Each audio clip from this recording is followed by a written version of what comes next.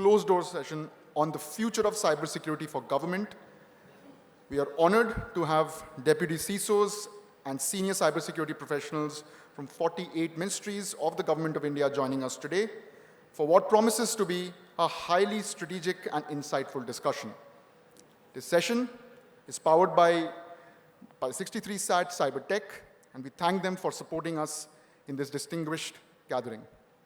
Before we begin, let me hand over the reins to Mr. Sukrit Ghosh, Director at Data Security Council of India, with the opening remarks and to set the context for today's session. Sukrit, over to you.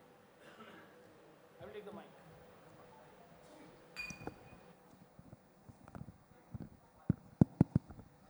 Good evening, everyone.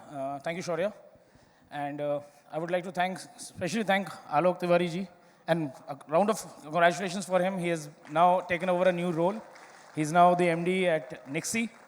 And it all started with Tiwari ji and Ankan and me having a conversation. And we thought, why not have something crafted for the government? And the day had seen a lot of innovative conversations. And we thought, what best than to close the day with something which is the core. Government is the core of the nation. And we thought, now with this evolving cyberspace, which also sees an evolving threat landscape, we all need to come together. As a result of that, we have created, or we have crafted, I would say, an agenda which will try to serve what is important today from a technology standpoint. It will be kind of a PPP model where the public-private partnership will be seen. We have set 2 panels and 2 segments, which will delve into critical themes like Zero Trust Network Architecture and UEM.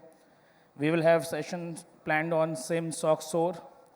We will have a segment on cyber forensics, which definitely will also add tomorrow with the Forensics Sub-Summit. How many of you are aware of these engagements that we are doing at AISS? If not, I would request you all to please go to our website, see the agenda, because I'm sure all of you will have something that you can make use of. And we will then close the day with cybersecurity and AI, which is the theme for the future. And I could see Vinayak joining in. So Vinayak, why don't you take the stage and share a few words. We have Alok Tiwari ji, who has now recently taken over as the MD of NIXI. We have TVV Ramana ji also with us. And Vinayak, why don't you take the stage and spare a few words.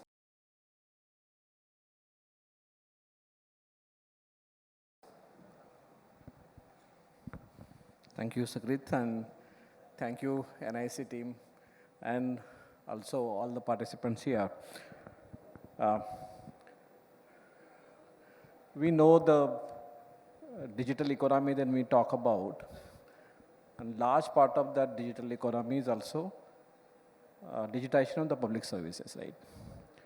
So if I talk about $1 trillion digital economy, there are 6 to 7 facets of that.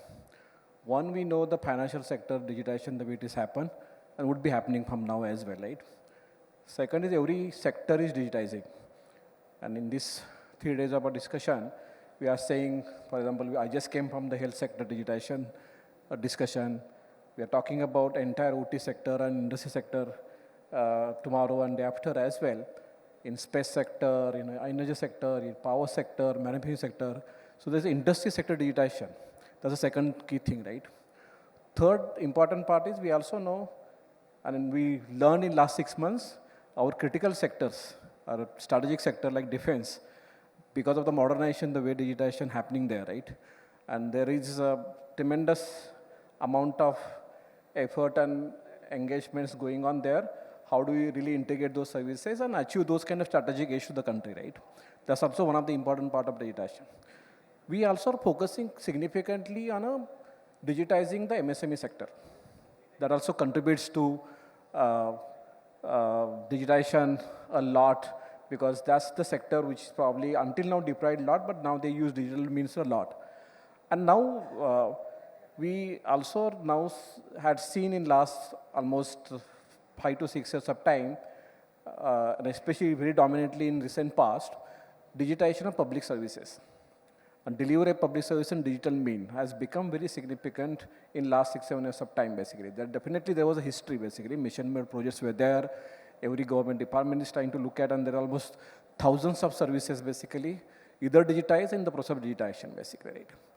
And we also realize, right, so one is individual capability, individual services needs to be digitized a lot, and that needs to be done, and we know that digitization for 3 primary reasons. One is the citizens' experience. That's still a problem and challenge. We're trying to improve the experience of citizens, but also we are improving the productivity of our operation so that we improve the overall work that we do internally, and we also create new possibility, right? And that new possibility is now taking good traction in digital of the public services basically. There are, I'm not sure how many of you know about API Setu.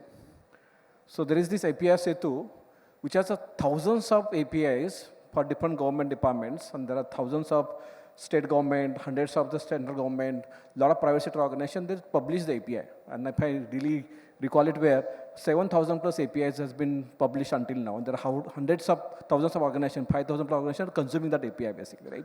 So one, you digitize in the public space or governing the public space better, you achieve that goal, but you also enable many other goals as well, right?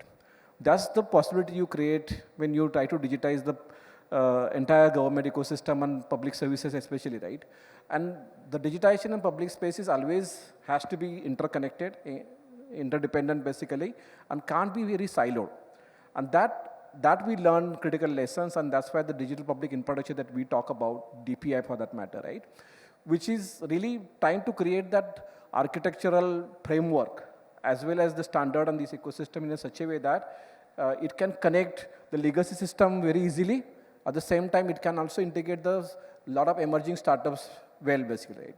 So this is an effort that we put together as a content. This is in a way given kind of a narration to the global geography. How can you digitize the significant portion of the economy? And you achieve the goal of inclusion, you achieve the goal of reach, you achieve the goal of improving the economic capability of all the stakeholders in the system, you improve the utilization, and more importantly, you improve the productivity of the economy, basically, right? When all these things are happening, basically, right?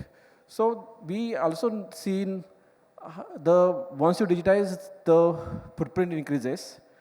There are different ways the footprint can be exploited, basically. Small vulnerability also can be exploited quite, even it is exposed for a fractions of second is able to get exploited basically, right? And for that reason, we need to understand, and there is a felt need like, how do you really focus your attention to make this transition more secure and more privacy assured, and while taking care of digitization and artificial intelligence basically, right?